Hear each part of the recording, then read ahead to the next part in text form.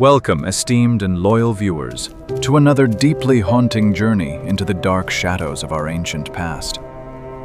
Picture a brutal summer so unbearably hot, where ancient streets became stained with crimson from relentless dancing feet. Hundreds of souls remain trapped in an agonizing waltz, unable to halt their relentless motion until they perish. This was never a joyful festival, but a deeply terrifying tragedy, known to history as the infamous Dancing Plague. What dark forces or hidden poisons drove this medieval town into a state of absolute, devastating madness? In July 1518, the poor town of Strasbourg suffocated beneath a brutally fierce heatwave. Severe famine and devastating outbreaks of disease had completely broken the enduring spirit of the local peasants.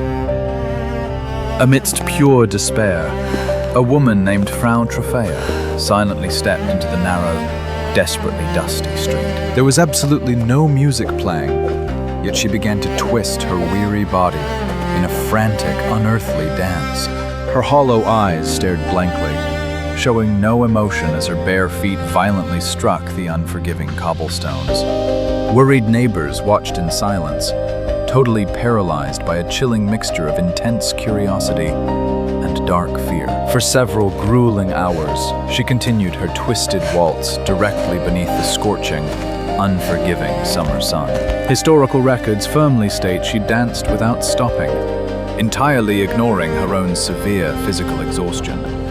Night finally fell over the town, but the lonely, rhythmic shuffling of her wounded feet echoed through the dark alleys.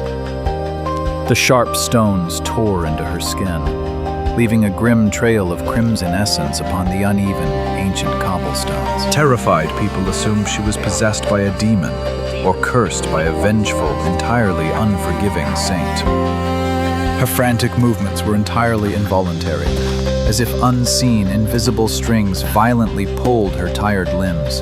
Her weary face was heavily soaked in cold sweat, contorted in pure agony, while her fragile body refused to stop. She collapsed momentarily, but an unseen, overwhelming force aggressively dragged her back onto her battered feet. This dreadful, truly solitary performance lasted for almost a week, completely defying every known human limit. No amount of desperate pleading or physical restraint could successfully break the invisible chains holding her captive. She was entirely trapped within her own suffering mind, completely unable to scream, unable to rest, unable to escape. The local authorities finally intervened, hastily dragging her exhausted, shattered body to a distant holy shrine. They truly believed that sending her far away would easily cure the frightened town of this highly disturbing madness. But the sinister seed of this horrifying phenomenon had already been planted deeply within the starving community. Just when the anxious townspeople thought the bizarre nightmare was over, a profoundly terrifying event occurred. The very next morning, another desperate woman stepped out into the blazing sun and began her own frantic, endless waltz. By the end of that fateful week, 34 other frail individuals had fully joined this dark, unending parade. They abandoned daily chores, leaving hungry families behind to violently twist their failing bodies in the dust. The strange affliction spread like a devastating wildfire through the profoundly impoverished and disease-ridden neighborhoods. Why did this happen?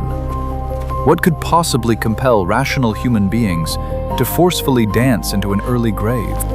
They danced with heavily bruised and wounded feet, their weary faces locked in an expression of sheer, uncontrollable terror. Some wept bitterly as they moved, silently begging for release, but their violently trembling limbs simply would not obey them. It was a deeply tragic sight.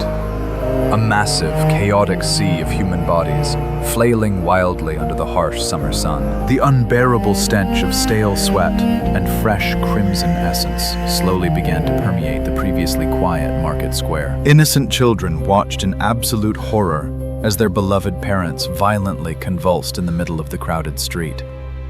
The frantic, rhythmic stomping of hundreds of battered bare feet created a deeply unsettling, hypnotic, and dreadful sound. As the brutally oppressive heat wave steadily worsened, The situation rapidly escalated into a completely uncontrollable crisis. By the hot month of August, the terrifying dancing plague had aggressively consumed over 400 innocent souls. The Strasbourg city council members were paralyzed by panic, struggling to understand this affliction. Prominent medieval physicians were urgently summoned to carefully examine the severely exhausted, violently trembling patients. Relying heavily on ancient, flawed medical theories, these bewildered doctors boldly dismissed any supernatural causes. According to their historical texts, the poor victims were allegedly suffering from overheated and deeply toxic blood. They confidently diagnosed the bizarre condition as hot blood, ultimately proposing a shockingly dangerous remedy. The doctors wrongly concluded that the only effective cure was to let the desperate victims aggressively dance the poison out. Instead of forcefully stopping the chaotic movement, the completely misguided authorities deliberately decided to encourage it. They swiftly ordered the immediate construction of a large, heavy wooden stage directly in the center of the dusty market. Professional musicians were generously paid to play their loud wooden flutes and beat their heavy leather drums all through the day. Strong guild halls were entirely cleared out to provide massive indoor spaces for the exhausted, deeply suffering dancers. The town's wealthy elites proudly believed they were effectively curing the poor peasants with this musical intervention. Loud, highly energetic melodies echoed endlessly through the narrow streets, creating an incredibly disturbing, dark festival. But this supposedly brilliant medical strategy tragically became a swift and absolute doom for the dancers. The relentless pounding rhythm of the drums only further stimulated their deeply fragile and completely shattered nervous systems. Encouraged by the loud, chaotic music, the helpless victims violently pushed their failing bodies far beyond their utmost limits. The heavy wooden stage constantly vibrated under the desperate stomping of hundreds of severely injured, wounded feet.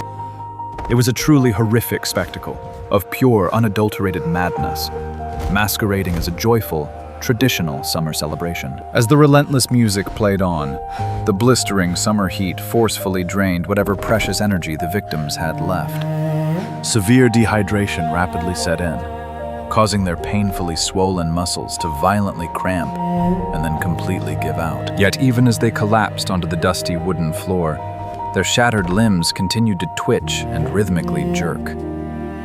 The incredibly misguided physician stood by, foolishly waiting for the dangerous, toxic, hot blood to finally sweat entirely away. The city guards aggressively blocked all exits, forcing exhausted citizens to continue their tragic, unrelenting waltz. Crimson continuously seeped deeply into the wooden planks, turning the busy stage into a slippery, highly dangerous trap. The musicians themselves grew incredibly tired, quickly replacing each other in frantic, rapid, and deeply exhausting shifts. What truly happens when the supposed medical cure becomes far more lethal than the mysterious disease it desperately tries to heal? The deeply profound and tragic irony of this reckless experiment was entirely lost on the proud, arrogant authorities. The horrific scene quickly resembled a chaotic battlefield, with innocent people fighting their own doomed bodies.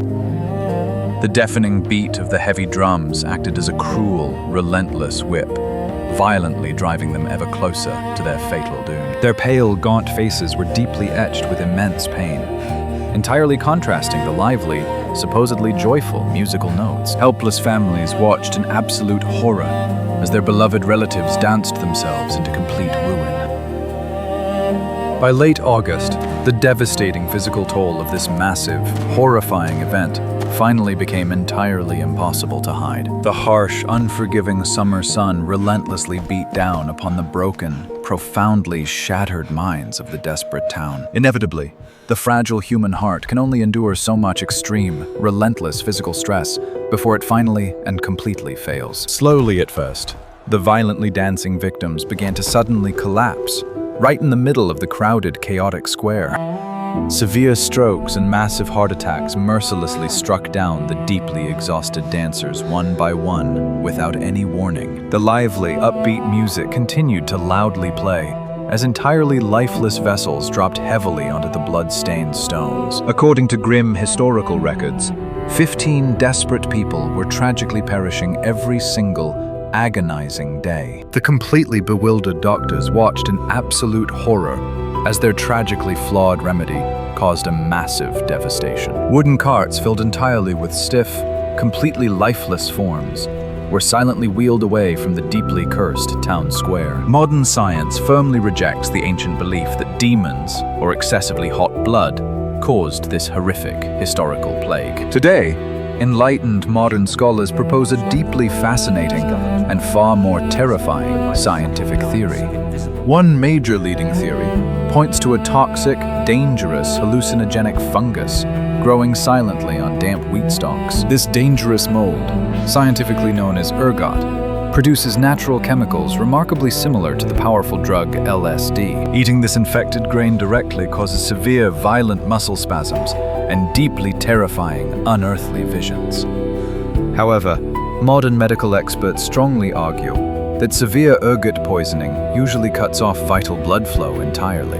It directly causes gangrene and immense physical pain, making days of continuous, relentless dancing completely impossible. This incredibly solid historical evidence leads us directly to the second, far more tragic and deeply devastating explanation. Prominent medical historians now largely agree it was a massive, unprecedented outbreak of mass psychogenic illness. This truly rare medical condition directly occurs when extreme psychological stress physically shatters the fragile human mind. The desperately poor citizens of Strasbourg had faced long years of devastating famine and disease.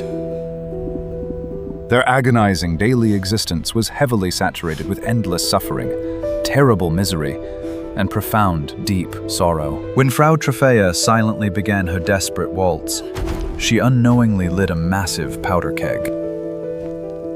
Others unconsciously absorbed her agonizing trauma, instantly mimicking her highly bizarre and completely frantic behavior. They all genuinely believed they were eternally cursed by the vengeful spirit of Saint Vitus. This overwhelming religious terror literally rewired their completely exhausted, fragile, and deeply traumatized brains. If you were trapped in a society crumbling under famine, would your incredibly fragile mind also finally and completely break? It was purely a tragic psychological epidemic, truly born from complete and total societal collapse. The human brain simply disconnected from reality to somehow cope with the entirely unbearable and devastating trauma. The extremely arrogant city council had terribly worsened the deadly plague by actively encouraging the relentless dance.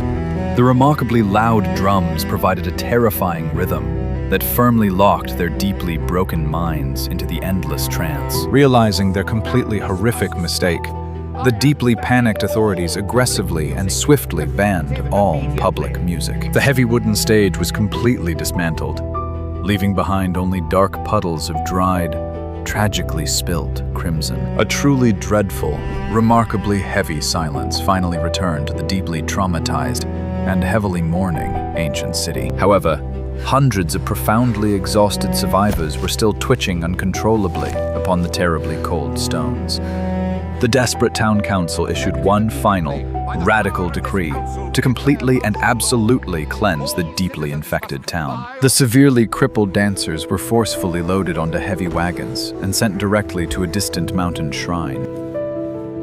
They journeyed to the ancient sanctuary of Saint Vitus, the Catholic patron saint of dancers.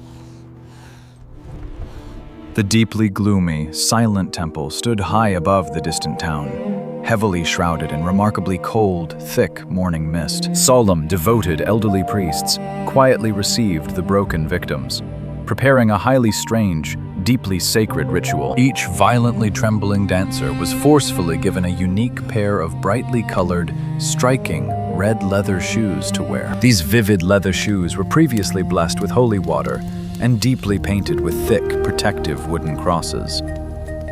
The desperate victims were aggressively led to the dark wooden altar, forcefully compelled to kneel despite their severe pain. The head priest solemnly raised a heavy wooden crucifix, chanting ancient prayers in soft, deeply rhythmic Latin. This intensely dramatic, deeply theatrical religious ceremony profoundly impacted their fragile, thoroughly broken psychology. Truly believing they were finally forgiven by the great saint, their highly frantic minds gradually found a profound, deep peace. The severe, violent convulsions slowly faded away, replaced by exhausted tears of profound, truly overwhelming relief. By early September, the terrifying dancing plague vanished entirely from the dark streets of Strasbourg. But the incredibly deep psychological scars left behind by this horrifying nightmare would forever haunt the silent town. We often tend to view historical events through a distorted lens of simple superstition and dark magic. Yet the tragically doomed victims of 1518 were simply ordinary humans, pushed far beyond their absolute breaking point. They truly had no real political power, absolutely no vast wealth, and no loud voice to express their extreme daily agony. Their horrific, endless dance was not a performance, but a completely desperate, entirely silent scream for eternal salvation. It tragically shows how the human brain will forcibly shut down the fragile body when the heavy soul can no longer cope. Even in our deeply complex modern world, severe mass hysteria can still easily infect entirely stressed and broken communities. We may no longer forcefully dance to our painful demise, but our deeply fragile minds remain incredibly vulnerable. The profound legacy of Frau Troffea echoes across centuries as a deeply harrowing tale.